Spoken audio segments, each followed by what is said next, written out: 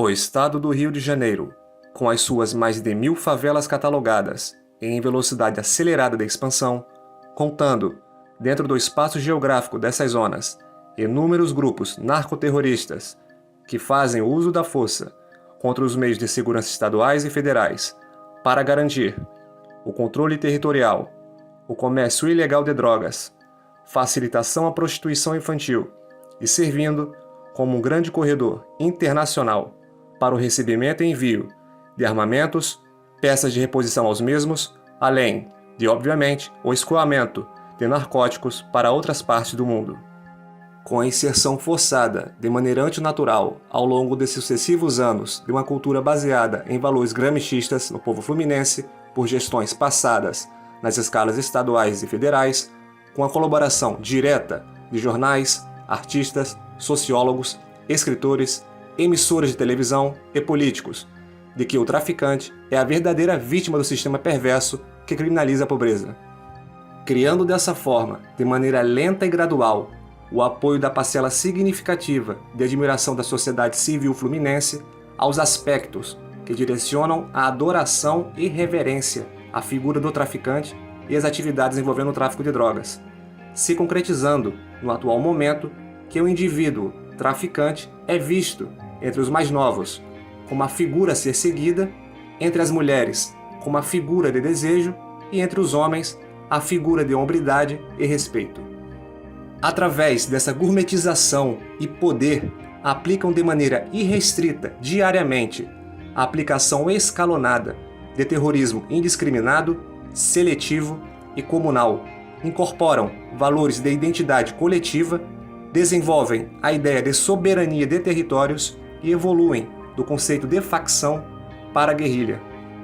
A situação chegou a uma dimensão tão grotesca que o conceito pátrio brasileiro ou gentílico fluminense tornaram-se secundários, com muitos moradores dessas zonas, mesmo nunca antes segurando um armamento, identificando-se como pertencentes ao narcogrupo X ou Y, inclusive adotando dialetos, tendências de moda, gestos e fidelização. As ações cotidianas que ocorrem no estado do Rio de Janeiro seriam classificadas e condenadas com uma rápida e fulminante resposta em qualquer nação do planeta com políticas de segurança nacional minimamente sérias, como ações terroristas. Ou os senhores e senhoras acreditam que derrubar helicópteros, invadir redes hoteleiras, alvejar aeronaves de transportes civis e controlar espaços territoriais da República são ações, digamos, normais? Situações essas que se intensificaram recentemente com as ações do Supremo Tribunal Federal em proibir as operações policiais nas favelas em virtude da pandemia de Covid, o que se refletiu em um aumento colossal, para não dizer estratosférico, das ações de guerrilha armada em todos os pontos do estado do Rio de Janeiro. Com isso em mente, caso esse vídeo chegue a algum dos ministros do STF como brasileiro e possuir a liberdade de questionamento crítico e de expressão, gostaria de realizar apenas 3 perguntas aos ministros, apenas 3. Perguntas essas que também parte da população gostaria de saber as respostas. Primeira pergunta: com quais embasamentos de caráter técnico no âmbito da segurança, inteligência e defesa, especificamente no Teatro de Operações do Estado do Rio de Janeiro, foi tomada essa medida?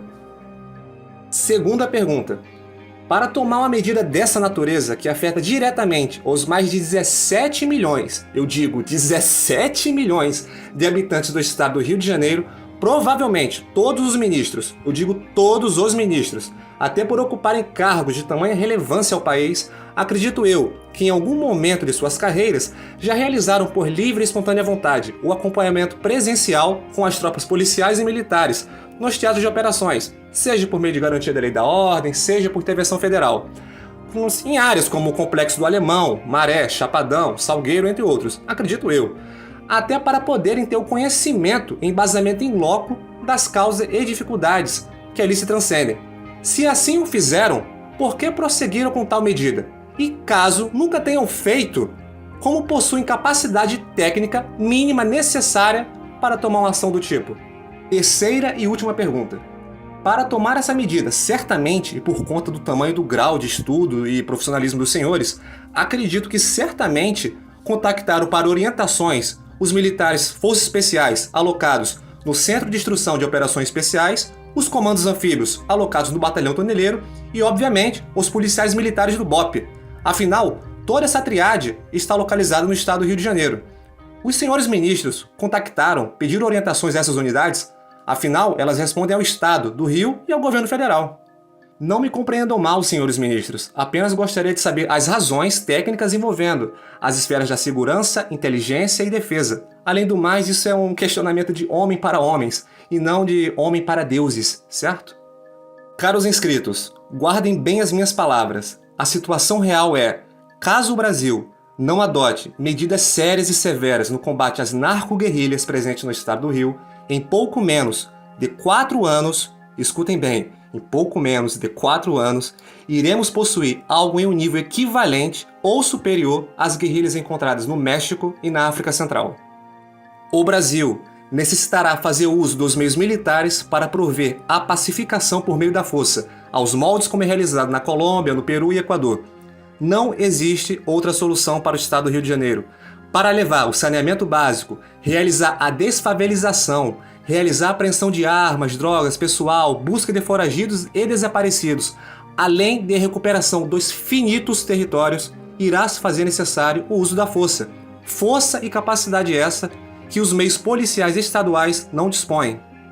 Isso é uma realidade. Eu prefiro contar uma verdade amarga aos senhores ao invés de uma mentira doce, como em outros canais politicamente corretos. Aqui eu jamais vou ficar de cabeça baixa e ficar de rabo preso, com temor de algo ou alguém.